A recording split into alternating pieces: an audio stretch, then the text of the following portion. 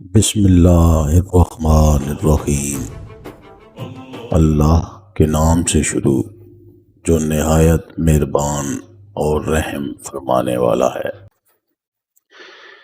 हजूर अकरम सल्लल्लाहु अलैहि वसल्लम ने इरशाद फरमाया, मजूस और कुफार के शिकार से सिवाय मछली के कुछ मत खाओ।